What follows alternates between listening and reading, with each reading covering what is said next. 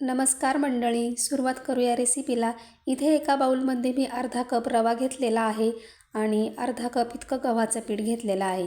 आता याच्यामध्ये आपल्याला पाऊण कप इतकं तांदळाचं पीठ घालायचं आहे आणि अर्धा कप इतकं ओल्या नारळाचा चव घालायचा आहे। आता याच्यामध्ये आपण चवीनुसार मीठ टाकून घेऊया आणि एकदा हे छान असं मिक्स करून घ्यायचं आहे। आता याच्यामध्ये आपल्याला 1 कप इतकं पाणी घालायचं आहे आणि पुन्हा आपण एकदा हे मिक्स करून घेऊया। तुम्ही हाताने मिक्स करून घेतलं तरीही चालेल।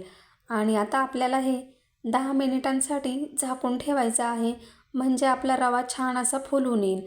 तर आता 10 मिनिटे झालेली आहे आणि रवा छान असा फुलून आलेला आहे। आता याच्यामध्ये पुन्हा आपण पाऊण कप इतकं पाणी टाकायचं आहे आणि पुन्हा एकदा आपण हे व्यवस्थित असं मिक्स करून घेऊया, जेणेकरून आपल्या याच्यामध्ये गुठळ्या राहणार नाही। तर आता आपलं छान असं हे मिक्स झालेलं आहे। आता याच्यामध्ये आपल्याला पाव चमचा इतका सोडा घालायचा आहे। सोडा टाकल्यानंतर पुन्हा एकदा मिक्स करून घेऊया। तर तुम्ही बघू शकता ह्या पद्धतीने मी हे बॅटर बनवून घेतलेलं आहे। तर आता पॅन गरम झाले की आपल्याला हे बॅटर टाकायचं आहे आणि गोल असं फिरवून घ्यायचं आहे। आता आपण याच्यावर काही मिनिटांसाठी झाकण ठेवणार आहोत, तर आपल्याला गॅसची फ्लेम ही लो करायची आहे। तर आता काही मिनिटांनी आपण झाकण काढूया आणि तुम्ही बघू शकता आपण जरा देखील तेल टाकलेलं नाही, तरी हा डोसा खूप पटकन असा निघालेला आहे आणि छान असा भाजलेला देखील आहे।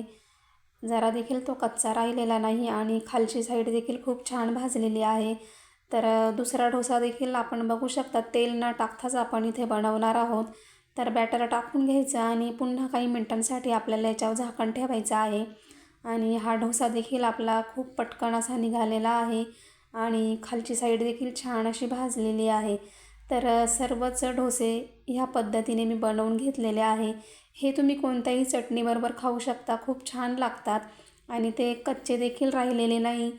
तर तुम्हाला जर रेसिपी आवडली असेल तर लाईक करा, कमेंट करा, चॅनलला सबस्क्राईब करा।